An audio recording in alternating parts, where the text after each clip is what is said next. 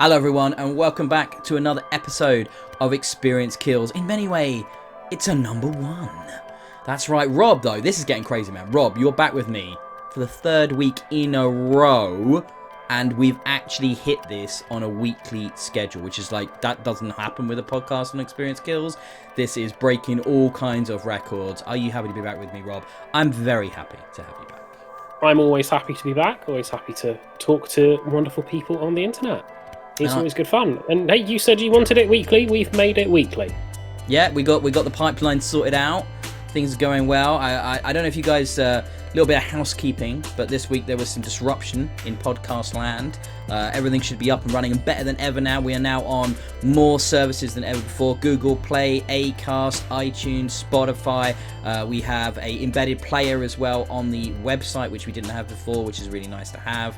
Basically a big upgrade in the way we produce and provide audio to you guys, and I hope that makes things easier to follow us. Obviously there's a lot of people that watch this on YouTube, but it's also the last few weeks actually been hugely popular in audio. So if you're new listeners or whatever, welcome. I hope you're enjoying this. I hope you're enjoying this sort of focus on the next gen news that's been coming up a lot recently, and we're going to really try and keep these coming out weekly. That's really the intention. It might not always have as much next gen news. I know Richard's keen to talk about a few more games and stuff next week when he's back with us, but Richard's going to dip in and out every other week. But I think me and Rob are here until Rob gets completely sick of my face, which could happen. I feel like. But no, we're really enjoying this. He didn't say anything. I will let you draw your own conclusions, Ben. It could happen. But this so little preface here. The show this week, we're going to do news, and then we're going to get into the big topic, which is the acquisition, as I will call it. But obviously, you guys, I imagine most of you are pretty tuned into the world of video games, and you're already aware of this. But you're going to get to listen to our take on all of that. But I think, with no further ado, we should just get straight into the news so we can keep this at a focused hour runtime or so, Rob. That sound good? Indeed. So I think what the first piece of the big news this week was the Xbox Series X pre-orders. And they went live Tuesday. And Series S. Don't be underselling my Series S, boys. I'm excited for that too. Series S as well. S as well. So that was 8 a.m. on Tuesday. I know I was sat at 7:55, like refreshing on my screens on my PC, just trying to make sure that I didn't miss anything. How was your pre-order experience? How did that go for you? I had a bit of a military operation set up here. I was not going to fail to pre-order this. After what happened with PS5, I was not missing this. So I enlisted the help of my lovely wife. So we were focusing on two specific retailers. So I was focusing on Microsoft Direct, and she was focusing on Amazon. So I ended up getting actually a Series X pre-ordered from both, and then also picked a Series S up a bit later in the day from Amazon as well. By the way, guys, before you freak your minds out, what I've done with that extra X is offer it to some friends if they were interested in getting it from me. If nobody comes back to me, I will cancel that, and that will go back out into the pool, so everybody else will have a chance. I have no intention of buying two Series X's and doing something stupid like scalping it, because those guys are scum and deserve to be flogged publicly for their transgressions against the gaming community. So that's not something I'm going to do. But don't worry about that. Soundbite right there. Flogged. Yeah, do you like that? Yeah, flog. Yeah. That just came off the top of my head, but that's how I feel about them. So yeah, I thought it went all right. It was definitely, because I knew to target it at 8.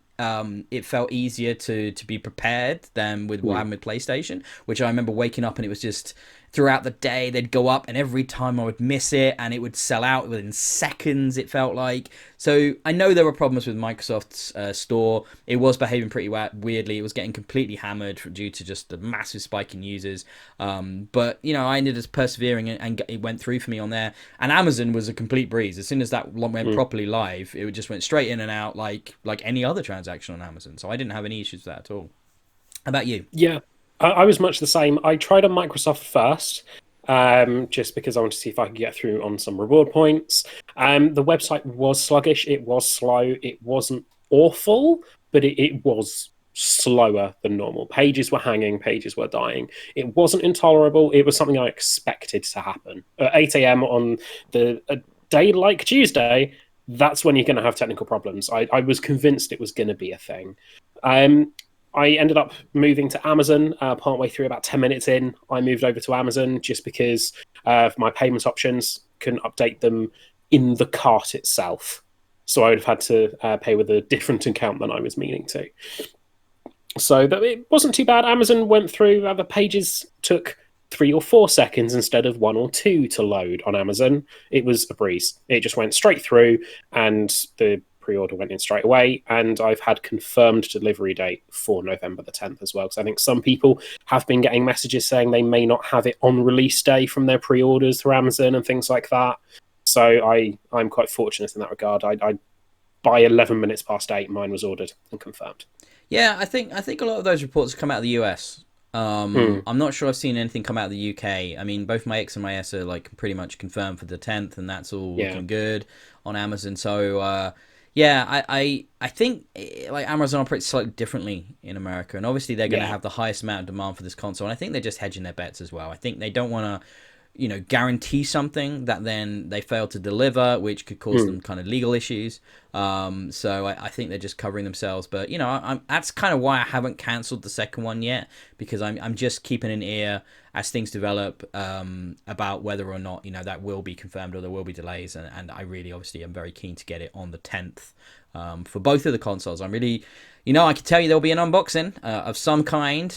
Maybe we'll do like this, and we'll do it live, and we'll stream both of our like you unbox the Series X, and I'll do the S, and we can just do it like this. That would be entertaining. Maybe we could do that, like on video. It won't be the highest quality, but it would be fun and kind of exciting to share in that. I don't know. Maybe we do something like that. I know we both got it off work, so that could be possible. Though it might mean one of us is like sat on it for hours, which would be kind of torture. So that would be painful. yeah, I don't know, man.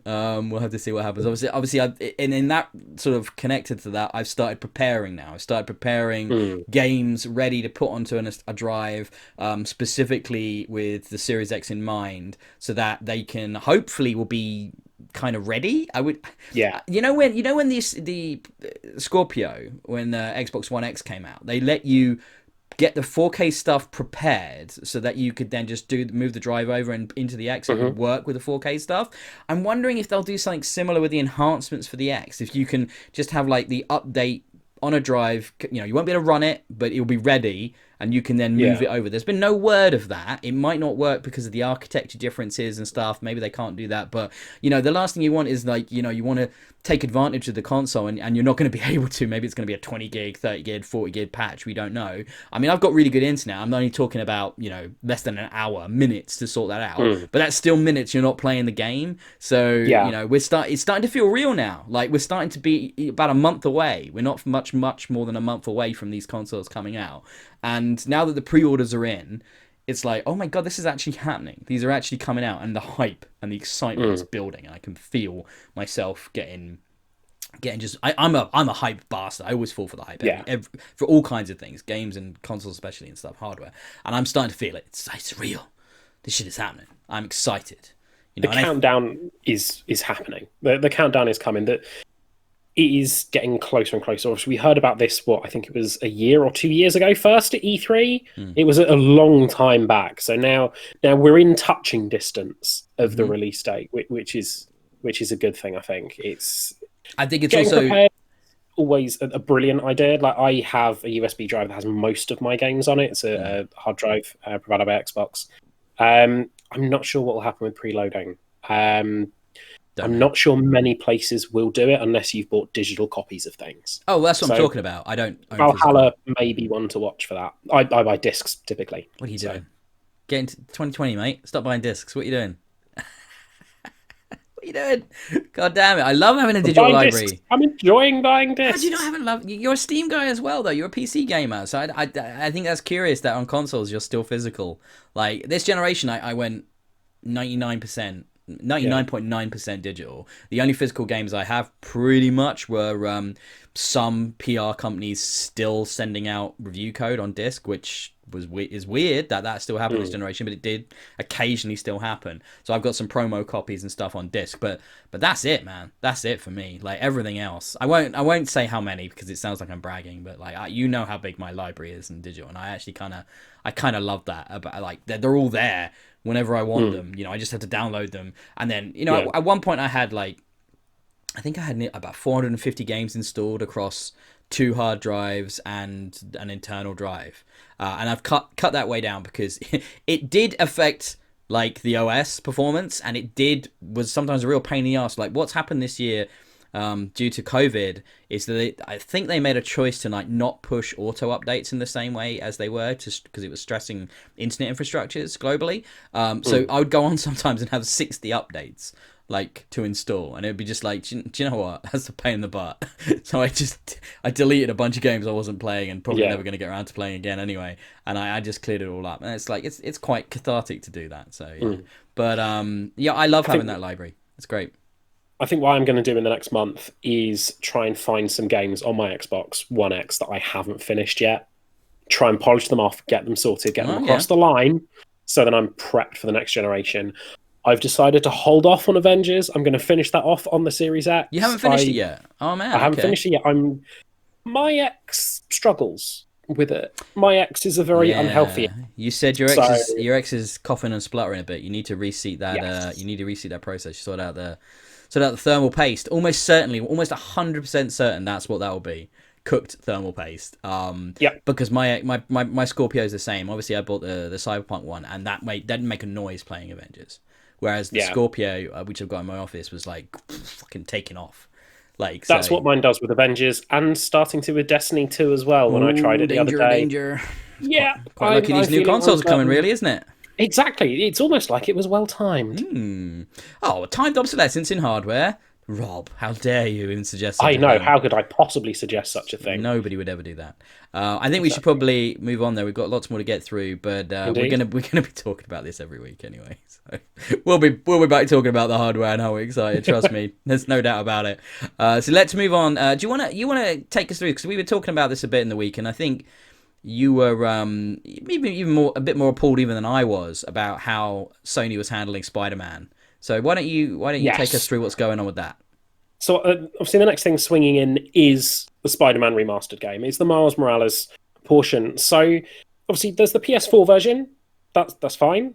As you move into the next generation and pick up the PS5 version, surely you would expect you would be able to carry your save between generations on something like a USB stick, for example, right? Shut up, Rob. A USB stick, cloud storage, mate. What are you talking about? Even cloud storage, get your ass out of the physical media already. Old school with the USB stick, right? Let's go old school, right? No internet, archaic, middle of the Cotswolds, no streaming service, right? You have a USB stick with your save on it, right? This will appeal to at least one person, right? What are you talking about? That won't be allowed. It won't work. Saves aren't transferable between generations. And there's no free upgrade path either. So if you own the game on PS4, you have to rebuy it. It's, I think, for a nominal cost. Yeah, I think they said something like $20 or something. It's still $20 that last generation, we weren't having to do this. It's all just a mess. All the messaging at Spider-Man has become a complete mess. Like, so when it was first announced, I looked at that and went, that's DLC. Was it a game? No, I went, expansion. That's DLC. Game. I was certain it was DLC. And I think it was. I think it was DLC. And then they quickly went, oh shit, we can make more money out of this. Let's make it a full game. Let's beef it up. Let's put it out at fucking 70 quid or whatever they're charging for the PlayStation games now. And then, that version it will include, the Miles Morales on PS5 will include Spider-Man. From the PS4 with the PS5 updates and stuff like that. And look, this is a great game. This is a fucking incredible game, PS4 Spider-Man. I had so much fun with that game this year. Was it last year actually? I can't remember now. Who knows with time anymore? I think it might have been last year. But I absolutely loved that game. But it's just been confusing. It's just been confusing, and it's not getting any better, it would seem. And it just doesn't seem user friendly. Once again, Sony not looking out for the consumer. They're not. They're doing a 505 on this one. It's just a mess. I did love Microsoft's attempt at throwing shade towards Sony with this one. In the middle of all of this, I think their Twitter account turned around and posted a guide on how to do cross-generational support with saves, and step one was buy the game. And there were no more steps. That was the end of steps. Yeah, I love. God, Xbox's socials are brilliant. Like that and their Game Pass. So both their Twitters are on fire. They're having a great time. They're obviously fairly cut loose, and they can be the underdog. They can be scrappy. They can throw some shade, especially when it's justified and in an entertaining way. It made me smile as well. I mean, yes, this is. all about the Xbox ecosystem, about making it as absolutely easy, simple, as humanly possible to move between these generations and to take your saves with you. So I can go play. I'll be able to go play Valhalla on my Series X, right? I'll get halfway through that, and then I'm going to go back to my Xbox One X, and it will let me play it, and it will take the save from the cloud storage and sync it up immediately for me, and I can just carry on. There's going to be nothing to stop that from happening. Exactly. And I just think it's mad that, with a big game like Spider-Man, that they can get it this wrong, and it's as a first-party title, they should be leading the way. Biggest. With this, and it's once again. Sony's messaging not the greatest right now. They feel like very reactive, not very proactive, and they're kind of scrambling a bit. But look, don't get me wrong. Like these pre-orders sell out in seconds because the demand is insane. So that they know that. So they also know they can kind of get away with stuff. Yeah. So it's a bit of a shame. And it's not been completely all rosy for Microsoft for me this week. No, we had the price for that expansion card. Right, we've been talking about it, weren't we? We were making our predictions. We've discussed it on a previous podcast in the last couple of weeks, and we were like 150 to 200, so we weren't far off. It's a bit further north, at 220, which is unfortunate, but I also think, I won't say justified, but I'll say realistic, considering the technology involved here. It's difficult because both of these consoles are, you can't deny it, the internal storage is too low. Right? And both. Yes. It's all going to be about how well they handle external cold storage, as I'll call it, or conventional USB 3.1 drives, and how well those transfers work. Because most people are not going to spend 220 quid on a memory card, which is what it is, especially if you're buying the Series S, which, by the way, is a 512 internal drive. And, that's literally 30 quid less expensive than the console. Which is kind of nuts, right? You're literally buying a memory card for £30 less than the console.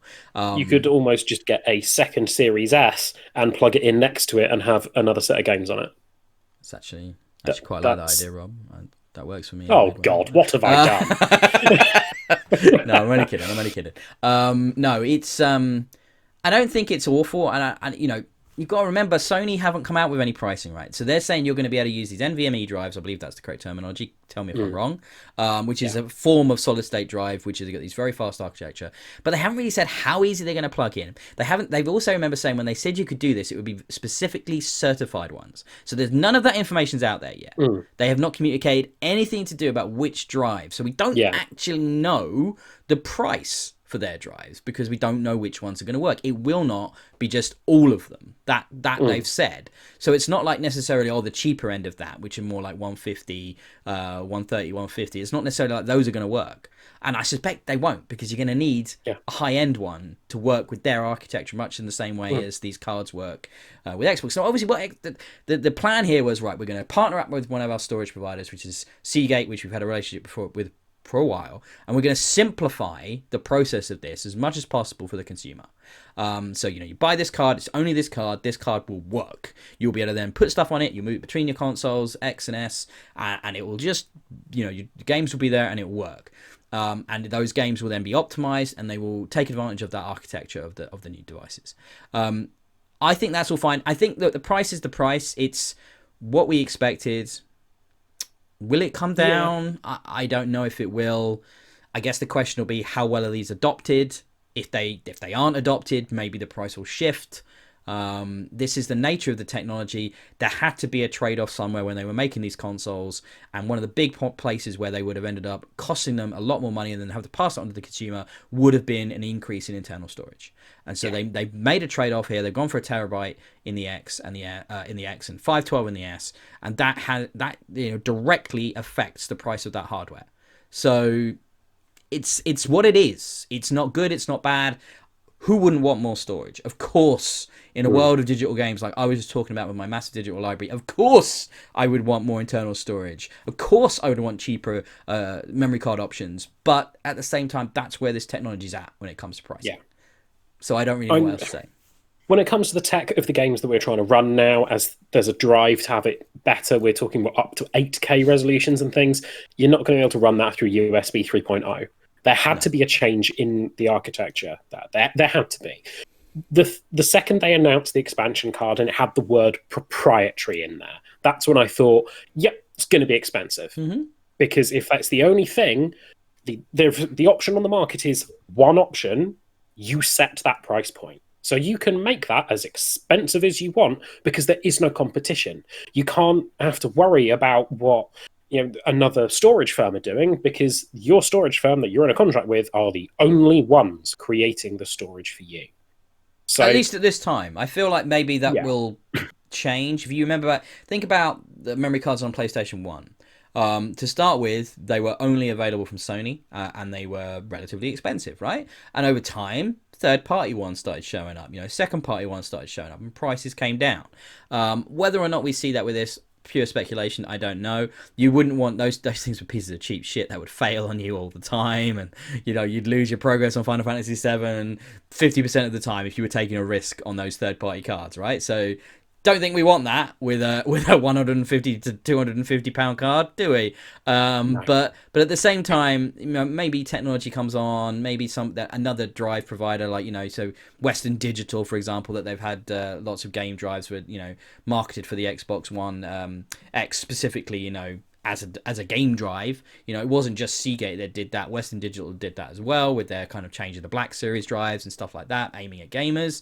So there has been that shift in drive manufacturers to try and appeal to gamers. So I could see other ones getting in there. But let's be honest right now, there are not a lot of players in the external storage market. I've named 50% of them. Like more than that, though. Seagate, Western Digital, Toshiba. Do Toshiba still make drives? I can't even remember if they do or not. I think so, yeah. Right, and there's not a lot, is there? So yeah, who is making these things? Yeah. Thing is, we've seen proprietary tech on Xboxes before, because the Xbox 360s, the original Xbox 360s with those clip-on drives on the top. Yep, 100%. They were only manufactured in one place.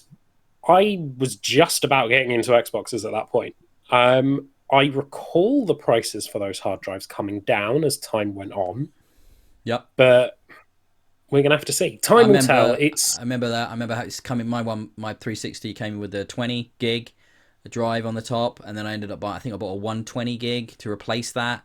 And then as that generation moved on, they redesigned the console. The clip-on drives disappeared, and then you remember you had like the little slide in and out laptop drives you could buy, and that was the thing as well. That they were of course still proprietary. Xbox. Yeah, and then I think it ended up with I think it was a 500 gig internal, just sealed unit, and that was the last iteration of the 360. I want to say so. Yeah, that generation went through an incredible amount of shifts in its hardware, like insane. So it's possible shifts. This one will as well. Yeah, of course. Yeah, we may see more competitors come on. We've started with the proprietary tech, and it's evolved in time. I reckon Microsoft will do the same. They did hit a big milestone, though, didn't they? They did. And now I wanted this to talk to this because Richard brought it up last week, and we weren't 100% sure on it. No, and he was bang on. So a few months back, Xbox announced that they hit 10 million subs on Game Pass, and this week they've hit 15 million subs on Game Pass, which was an increase of 50% in 5 months, which is insane and speaks so much to their strategy. Like this is Xbox now. This is what they are about. They are Netflix for gaming.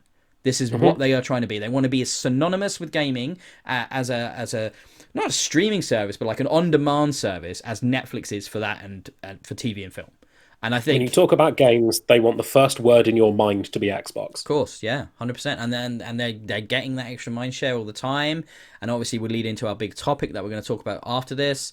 And yeah, that was a really cool number that they hit. And yeah, did you not do some maths a minute ago? Do you still have that number up? Where you worked out roughly what kind of ballpark figure we're talking about? A month's worth of revenue from that many subs? So I may have my numbers wrong, but for a Game Pass sub of $8.99, so not even Game Pass Ultimate, just $8.99, I think, which is the base Game Pass cost, for 15 million subscribers, that is 134 million. It's not a small number. Insane amount of money. It's not a small number, is it?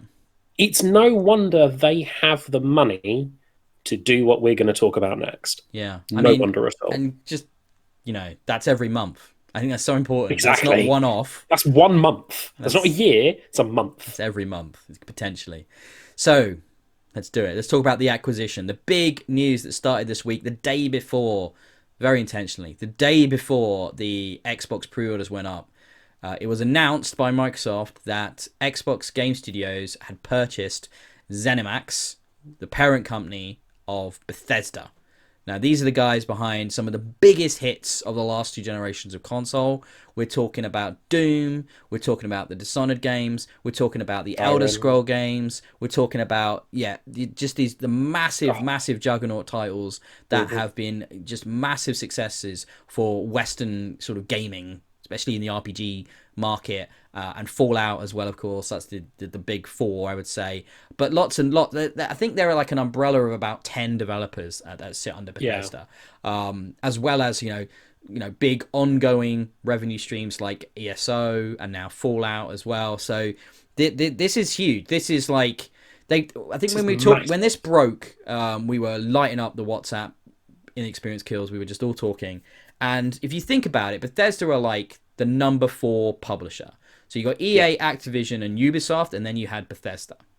When it came to revenue, when it came to sort of the impact in releases and the what they look like, when it comes to the games that are coming out on a yearly basis and stuff. So these guys are massive, and actually in many ways putting out more games than EA, putting out more games than Activision, because those guys have a few huge tentpole titles which do big money for them, but they were definitely producing more titles than them. Not maybe more titles than Ubisoft, but yeah, I would say solidly 4. They're above the Capcoms of the world, above that sort of Square Enixes and stuff like that for the releases and the impact they've had on gaming, on Xbox specifically, and on the Western landscape of shooters and RPGs and everything. Like honestly, they've made some of my favorite games in the last 2 gens, without a shadow of a doubt. Like there's no question. The Doom reboot from id, goddamn Skyrim, Oblivion before that, and Morrowind before that. But definitely Oblivion. I was probably the one I was most into, and I know my wife was a massive fan of that. That's what got her into the Elder Scroll games. And just quality, like a lot of quality. So I don't really know where to begin with this. There's a lot to talk about here. There's a lot to talk about when it comes to what they were publishing on other platforms. Yeah. There's a lot to talk about when we talk about the $7.5 billion that was spent on this, which is not a small amount of money, which is just $1 billion off what Disney paid to acquire Marvel and LucasArts combined, which I always think is an interesting statistic, and more than they paid to acquire Star Wars. So it's like, when you think about entertainment acquisitions, this is huge. This is absolutely massive. It's the biggest we've probably seen in a good while. If you think about when Blizzard was bought and stuff and combined and stuff, and those entities happened, those purchases happened, but this still feels bigger than all of that because there was a lot of mergers going on in the last generation and things like that. But this is an outright acquisition. This is them building the Xbox Game Studios library of developers up, and acquiring huge amounts of talent and huge amounts of IP all in one fell swoop. And it's not just about the IP we have, of course. It's the IP that's coming. What they're going to make going forwards. And putting next to Obsidian again as well. And it's like, I love all the RPG with future developers. titles. Obviously now Microsoft will have control over which platforms games will go to. So I think they've confirmed that it will be decided on a game-by-game basis where games go, if they're going to be cross-platform, i.e. released on multiples, or whether they're going to be timed exclusives or full-out exclusives. I think up to Starfall, I think is written in stone. Starfield. I believe. Starfield, apologies. That's right. I think that one's written in stone. There is this question mark over the Elder Scrolls 6, unless I've missed something somewhere along the line. I don't think they'll stop being multi-platform. Not those games. No. Personally.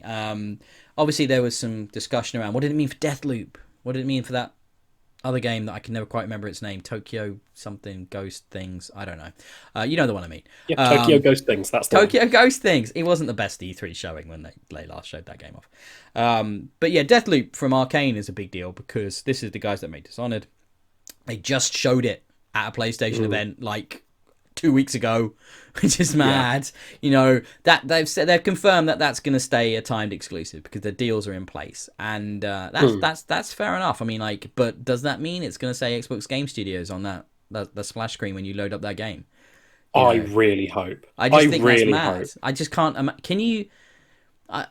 I've long since stopped being 14 years old. I moved past the console war thing, and it still blows my mind that this is a thing on the internet that people get into. You know, this bizarre fandom that they have, and that you only buy one hardware and you tell the other guys that they're shit. But even looking past that, it is a very strange situation to be in as a Sony exec when you're going to be putting this game out as an exclusive and you're marketing it as that, and then it's going to have your major hardware competitor at the top of that game, literally advertising them, saying, well, Xbox. You're encouraging your player base to feed profits to your biggest direct opponent. It's peculiar, isn't it? I don't know what you do with that. I don't know. It's like, do you want to keep that exclusive? Do you know what I mean? It's like, do you want that game to be the messaging is such a mess. It's such a mess. I don't know what you do. I think it's genius on Microsoft's part. I'm just going to go back to your console wars point just for a second, because the concept of fans pitting against fans over PS is better, Xbox is better. Wrong. They're both good. Mm-hmm. You know, now they're basically the same as well. Exactly. The hardware is the same. I think there is a war that goes on between Microsoft and Sony because they're trying to one-up each other. They're business titans at the end of the day. They want to make more money than the other one. Do they though? Do they want to make more money than the other one, or do they just want to make as much money as they can? Do you know what I mean? I'm not sure. Half a dozen of the other. I'm not sure. I don't think Satya Nadella and Phil and stuff. I don't think they go into the right. We've got to beat Sony on the balance sheet. It's a case of. Isn't it a case of just make more, hence Game Pass, hence making these acquisitions? Well, this is where keeping it multi-platform, This is where I'm going to, because I think considering the rough start the Xbox One generation got off to, and the sales, how it was deeply unbalanced between the two, I think they decided, right, what did we do wrong on this one? Where did we make our mistakes? Okay, let's fix them. Let's do something different. Let's do something new. Let's spend this generation where we'll still try. We're still going to do our best to sell what we can, sell where we can, all that sort of stuff. What can we fix for the next one? Because we know there's going to be another generation. We know we're going to innovate into that.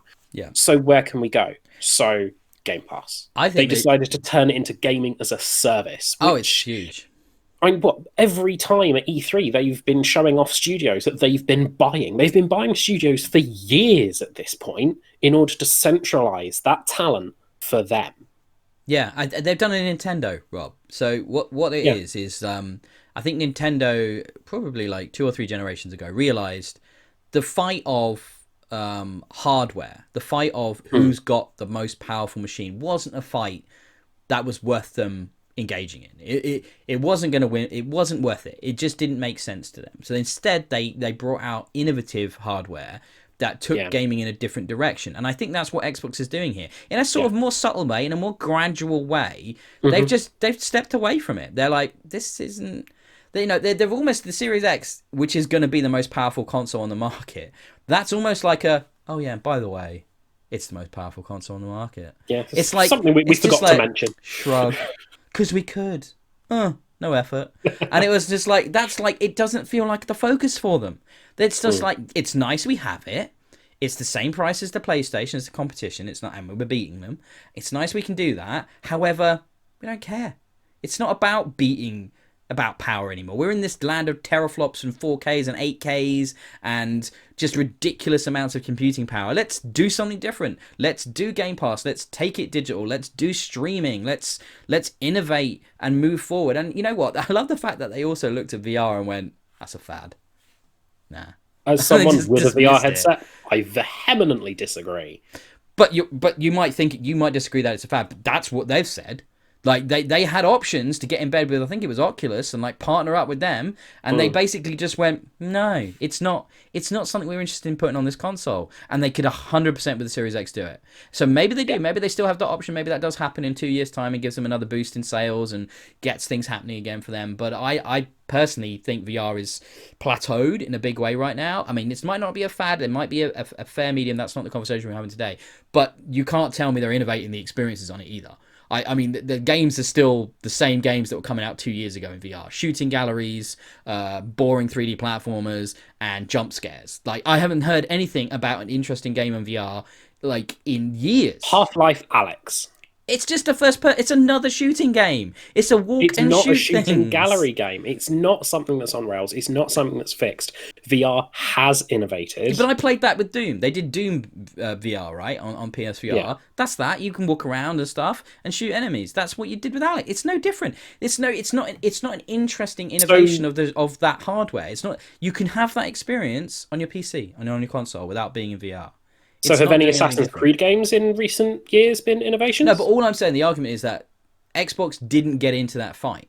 They didn't need to get into that fight. They decided that this wasn't an area that worth competing in right now. Maybe they will. They decided to move made some choices to a different place. Because it's that thing where Sony sometimes feels like it's ticking the boxes of what's expected of a hardware manufacturer, right? So it's like, right, VR came out, that's a thing, we need to give that to our consumers. Right, we need a more powerful console. Oh, they're doing the Xbox One X, we need to do a PS4 Pro.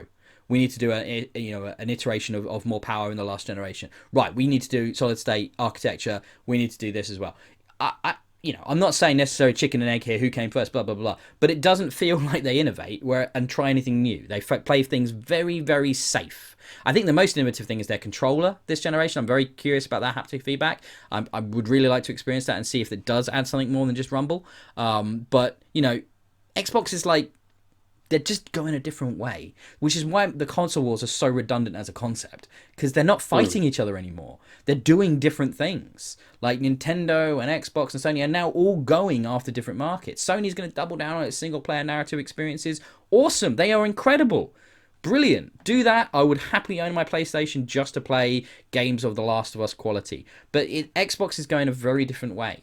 And I'm very excited to see what that's going to be. I really hope they go for more streaming options. I really hope that they bring that into the console system sort of ecosystem as well, and it's not just a mobile thing. And they would think ways of bringing that in there. But yeah, it's exciting, isn't it? I mean, this Bethesda thing is just the next exciting thing. It's crazy the options this is going to give them. But I don't think. I mean, if we were 20 years ago, and this was Nintendo and Sony, or before that, like Nintendo and Sega, 100%, if Sega had bought another company, they would have said, right, their shit's never on your hardware.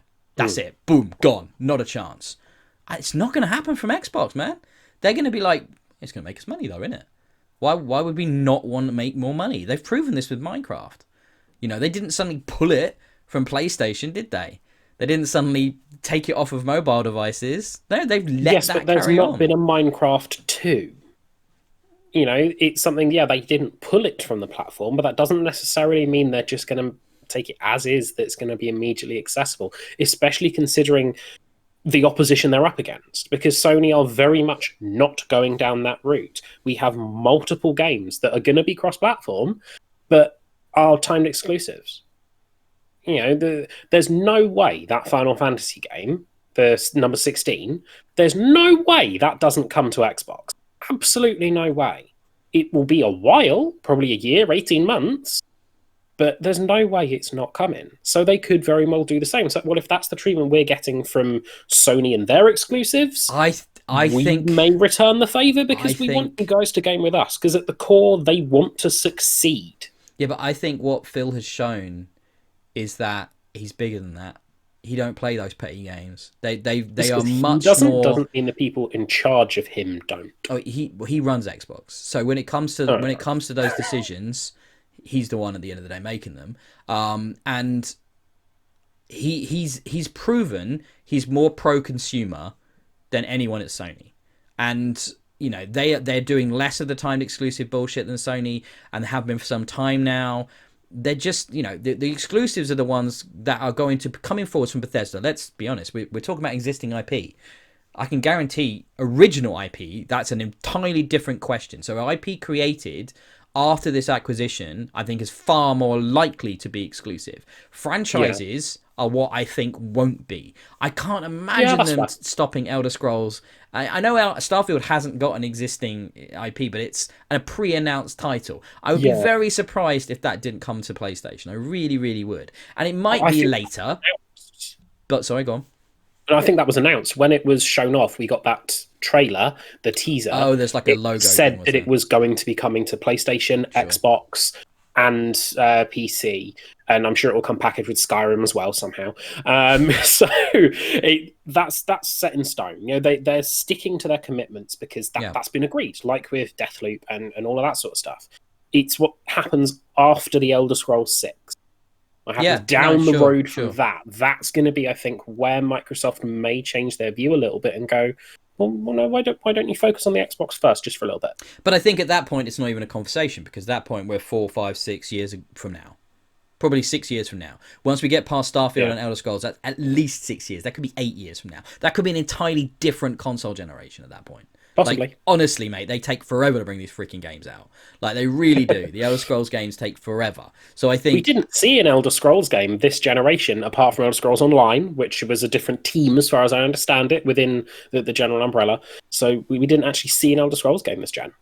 Yes. I know, they just re-released everything else. Because we just got Skyrim again, and again, and again. Yeah, ESO was not great. I've gone back to that multiple times. It's just not for me. But at that point, nobody's going to be talking about this. It's 8 years down the line, 6 to 8 years from now. Nobody's going to be talking about it. Nobody's going to be thinking of Bethesda as an independent entity at that point, are they? This will be forgotten.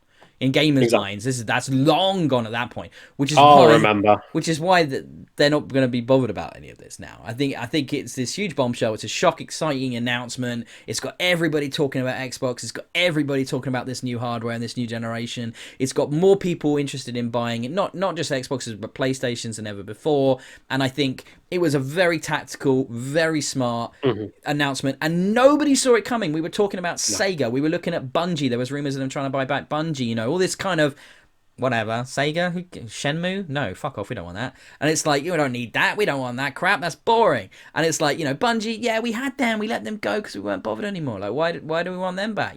But Bethesda, man, who saw it coming? Nobody. It was the craziest announcement. Like, I listen to a lot of video game podcasts and read a lot of websites. Nobody predicted this. No one. Everybody was shocked. About clandestine. This was absurd. It just appeared, and everyone basically, I think the internet collectively shat itself when that was announced. It was like, sorry, what? Read that headline again. It's the brilliant. The PlayStation had Deathloop on their thing, and it's like, what? Yeah, they wouldn't have done that if they'd known, would they? I mean, like, there's no fucking way. So you do have to kind of feel sorry for the guys at Arcane, because they've got this deal, and now there's like, well, what's happening with the game? Like, are they gonna stop promoting it? Like, what's gonna happen to them? I kind of feel bad if it gets like, it'll go up on the store and it'll just disappear, and they won't talk about it, and it'll just be like buried. And I can't wait. I really can't wait. Does it have an Xbox Game Studios like title card? I think we're already seeing the ripples of this. Talking things that will disappear. We knew Dishonored 2 was meant to be leaving Game Pass. Yep. Within a couple of hours of the Bethesda purchase announcement, that got quietly taken back because it's going to stay on Game Pass. And now Doom Eternal is coming on October the 1st. I'm so excited for that. That game hasn't been out that long, man. And like, there's DLC just around the corner for it. It was this year that game came out. It's a really good game. I really enjoyed it. I can see some of people's criticisms are valid about it, but I had a great time. It was super kinetic and exciting and gory, and just, you're gonna love it. My biggest downside is the music. Like, they really screwed Mitch Gordon on that. Like, they really fucked him over what they did with the music. But I think he was partly to blame because he wasn't turning stuff in on time. But they basically got someone else to cut the whole thing together, and it's nowhere near as good as Doom 2016's music. But other than that, I had a great time. Really looking forward to the DLC. But yeah, it's already happening. Like you said, it's already happening. And this acquisition is like, these great games. We're gonna get onto Game Pass now. I mean, all the Wolfie games, all the Sonic games will show up. All the Elder Scrolls stuff will show up if it hasn't already. I know a few, because they've always had a tight relationship with Bethesda. So a lot of their games are already on Game Pass or had been, and had gone off and come back and gone off and come back, nature of the service. But I think, yeah, a lot of them, they will come back and they will stay now because that's the deal. First party games are on Game Pass for perpetuity. That's how it works. And there is no deals that need to be worked out after that. When they're on there, they're on there. And they stay there. So bear that in mind. Anything from Bethesda now, Game Pass, day one. Straight away. Starfield, Game Pass, day one. Elder Scrolls 6, Game Pass, day one. Yep. It's mad. It's mad, isn't it? It's absolutely crazy when you think about it. Magnificent. I love it. Absolutely love it. I'm wondering who they're going to try and buy next. I don't think they're done. There was a comment from Satya Nadella that they're still looking. They've not just like, we spent 7.5 billion. There's no money left. That's Microsoft, guys. There's a lot of money. There's a lot of money to spend there. There's Google money. Like there's Amazon money. Like they're one of those companies. So it's like they've got all that cash. Should we start taking bets on them buying Activision just because it's another big one? Why not? So Phil Spencer, he's often talked about wanting to pick up a Japanese dev, something to help them get a bit of a better hold in Japan. Square Enix? Yeah, I think that's unlikely considering their ties are they're so in tight, aren't they, with PlayStation? But there might be enough money. What about like Capcom? Like I know they're in tight with PlayStation, but why not? And back to the Sega question. But do we want Sega? What are they doing now? That's exciting and vibrant. I'm not even sure. So it's like they put out weird things like their Total War, for example, with Sega. So PC Game Pass, that's a big thing too. So that wouldn't be a terrible waste. All the Total War Age games. of Empires come to PC Game Pass, so Total War potentially coming. We've already had Total War Troy go on the Epic's game store. So clearly the developers of Total War are open to some sort of flexibility when it comes to game access and game services. Mm-hmm. So potentially that might mean an opening for Xbox. Yeah, I don't know. I mean, I really liked how they were going after the smaller, kind of more almost indie-ish B-tier devs, the creative ones, the ones that are putting out interesting output. But yeah, and then they've now capped it with this huge AAA addition to that. I don't know where they go from here. No announcement's going to be as bombshell heavy as this. I'd kind of like to see them take Bungie back, but Bungie are doing all right independent right now. I don't think they necessarily need that. No. And I think they want a lot of money as well, like a lot of money. I think the price would be slightly too high. It's hard to say. There's loads of great independent devs out there, like absolutely tons and tons of them. So, actually, I do have one, and it's one my wife will always say, just buy BioWare away from EA. Like that would make that would be a great purchase. Like if you want to be the home of RPGs on console again, like they were in the previous generation, you've got nearly all of it now. The one bit you're missing is BioWare. Like so, if you could grab BioWare, then I'd be a very happy guy. Well, there's been more and more rumblings about a Shepherd remastered trilogy coming. I don't think it's even a rumor at this. It's basically an unconfirmed truth. It's Mass Effect Legendary Edition, they're calling it. Q1 next year, was going to be October, has slipped because of COVID development issues. That's basically what they're talking about. And because they're struggling with Mass Effect 1 to get it to the same standard as 2 and 3, because it was built on a different engine, because it was it's older. So they're trying to bring it up into parity. And basically, starting next year, we'll have that. But and I'll be there day one for that. Don't get me wrong; it's going to have all the DLC. I can't wait. I'll play all that again, remastered, beautiful. Yeah. But yeah, BioWare purchased from EA. That would be pretty cool. But I don't see EA doing that. Really, I think people do that. Do they? Does that happen? EA is going to let you buy a bit of them. I'm not sure that really is a thing that gets done. So EA's been struggling with BioWare for a little while. I know you're quite fond of Anthem, so I'm going to be a little bit sad. I wouldn't go that far. I wouldn't go as far as a bit. I'm fond of it. I wanted to like it a lot more than I did. Yeah. So. Considering they've had a rough couple of games, because I think they've set expectations much higher than they should have been, which has concerned the community substantially. And that's what I think has happened, really, especially with Anthem. I think they might. I think it's possible. I don't think it's impossible if EA were offered enough money that they would turn around and go, yeah, all right, you can have BioWare. Yeah, you go back in time and Microsoft published the first Mass Effect by BioWare before EA acquired them. Yeah. So there is a connection there. There is history there. Exactly. So I do think, and that's why people often think of BioWare and associate them with Xbox and with Microsoft. I'd love that. I mean, Dragon Age Inquisition I thought was a great game. Really enjoyed that. And I'm really looking forward to whatever the next Dragon Age is, 4, whatever that's looking like. They've started to tease that a little bit, and they showed a few bits of that this summer. Because I think, that's a really cool universe. And to go back, look, Andromeda is flawed, don't get me wrong, and suffered from huge amounts of late development cuts because they just needed to ship it. And therefore all of the promise of that game was kind of gutted out of it, the openness of it, which is unfortunate. But they couldn't go back to Shepard.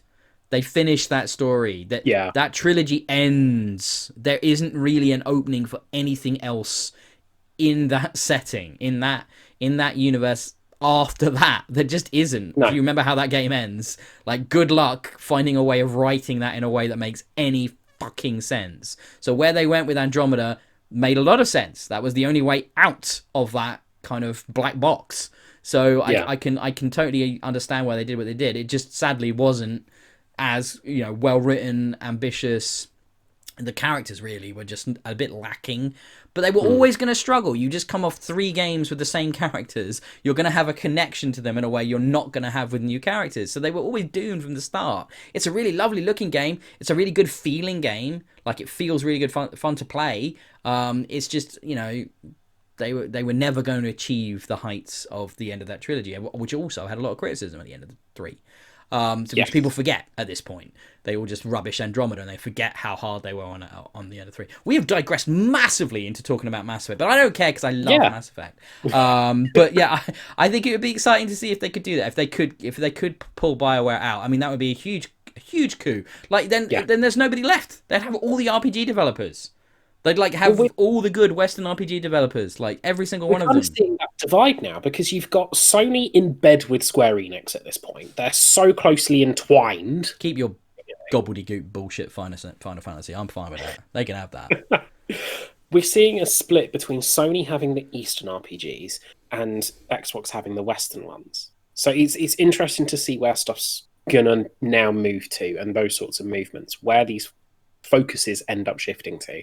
Well, I'm looking forward to it. I'm open to Eastern and Western. They play very differently, but they're both great style RPG. In a way, it's them getting back to their roots, man. If you think about it, it's like, Xbox was the American company, PlayStation's the Japanese company. They're playing to the strengths of their hometowns. That's what it is. That's why Sony have got such love in Japan. They're from there. That's why they have all the Eastern stuff, because they're from there. This is exactly the same reason why Xbox is tied in so deeply. They're Seattle, they're Redmond, they're Microsoft.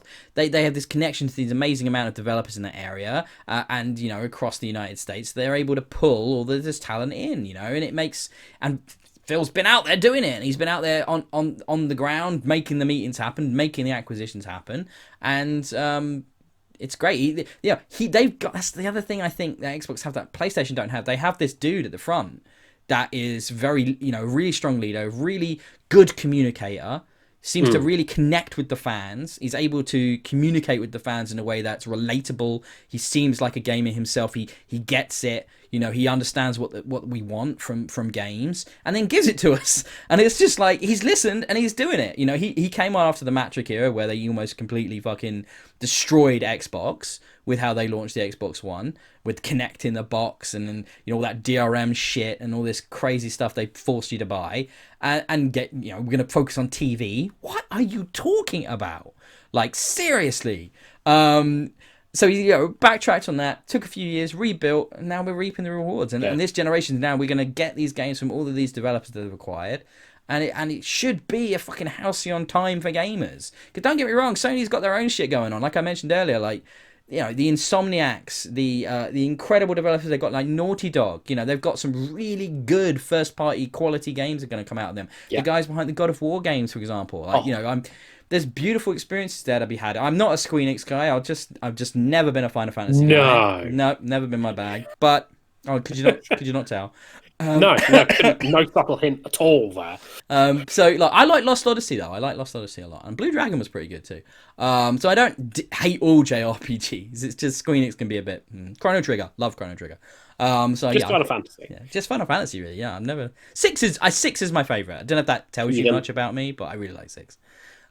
Before it went all 10. polygonal Final Fantasy is just, I've not liked any of them. So going back to 6, but yeah, I'm dude, so hyped for this generation. There's more happening every week. We thought when we finished last week's podcast, we were like, oh, there might not be much to talk about. What do you think? There might not be much to talk about next week. And then this this Phil happened. watched or listened and was just like, no, we need to get this deal across the line. Yeah, that's what it was. We need to have this drop on Monday. Experience Kills needs some content, man. Like, he was looking out for the gamer. That's what Phil does. Hilarious. Oh, God, if only that was true. God, I'd shit myself.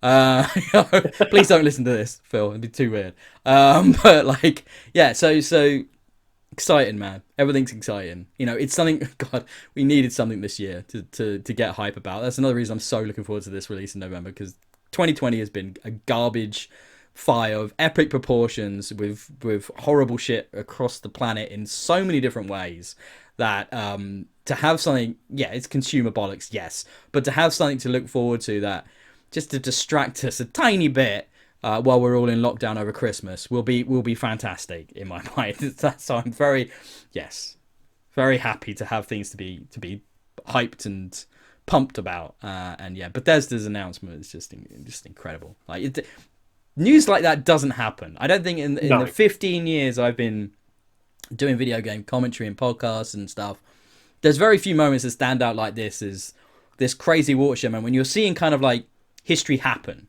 Like, it's something that's going to have ramifications for decades in the industry. So it's kind of like, it's awesome. In 15 years, this moment where Xbox bought them will be talked about. Mm-hmm. Could be good, could be bad. Could be the death knell of Bethesda, like, whenever EA would make an acquisition and how they'd often kill companies.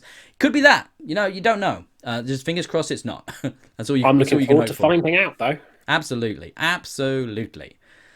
Oh, take a breath. So I think does that bring us to the end of that episode, Rob? Has there got anything else you wanted to bring up before we wrap this up? No, I think that's the main points in news that have happened this week.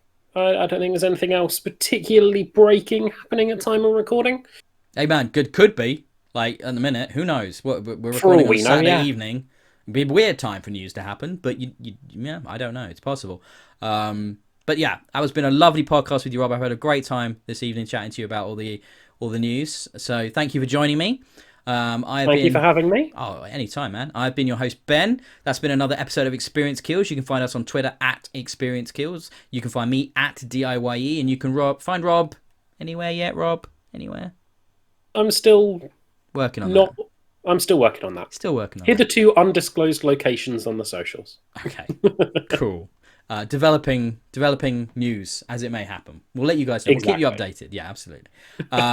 Yeah, please give us a like and subscribe on YouTube. We're approaching, I'm going to keep mentioning this until we do it, approaching a really important milestone for us on that channel. So I don't force Patreon down your necks. I don't advertise on these videos. I don't advertise on these podcasts. Those options are all there for me, and I don't do any of that. I just want your like and subscribe. Just want your love. Just give me your love, man. And just like help get our prattling, rambling voices out to a few more people. That's all we want. So we're approaching a big milestone. So help us get there. Maybe I'll do some kind of competition or prize or something around that milestone as well. I am considering something for that. Do you have those 2 Xbox Series X pre-orders? Just saying. You can fuck right off. Jesus Christ, Rob. Fucking put me in that hole. All right, you're buying it then. Fine, you pay for it, mate. Jesus Christ, I'm made of money. Like I said, I don't monetize any of this crap. So where do you think it's all at a loss. Server costs are, podcast costs. It's all on me. Jesus Christ. Thanks for that, man. Make me sound like a bad guy now. I'm not going to give away a Series X. Christ, imagine all the subscribers we'd get then, though. You've got a point. Yeah. So give us a like and subscribe on YouTube. Obviously, these are all available as audio podcasts as well now. Like I mentioned at the top of the show, much improved across just about every podcast provider you can imagine. And there are, of course, raw RSS feeds available as well. We have a website as well, which you can find at experiencekills.co.uk, which is more like a landing page for anybody that just wants to get in touch with us and tell us how awesome we are. So please head on over there and do that. But basically, we'll be back next week at some point over the weekend. That seems to be when we're recording these podcasts. They all go up around like Friday, Saturday, Sunday sort of point, which is far more regular than we used to be, and it's kind of frightening me that. But I'm having great fun doing them. So until I run out of energy or the will to live or something, or we all get in lockdown again, these are going to keep happening, I think. Next week, Richard will be back, and I think we maybe talk about, I suspect there'll be a little bit less news. So maybe we will talk about some games like that we've actually been playing. That would be nice. I've got a couple I'd love to talk about that I'm having great fun with at the moment as well. Rob's doing more reviews. He'll have those coming up in the next week or so. I've got more reviews on my plate as well coming. I think Cameron's doing one as well. Richard's sat on his butt, but he's doing all kinds of crazy stuff at the minute outside of gaming, so I can't really fault him for that. But yeah, we'll be back very soon. I hope you've enjoyed the episode. So until next time, we bid you adieu. For now.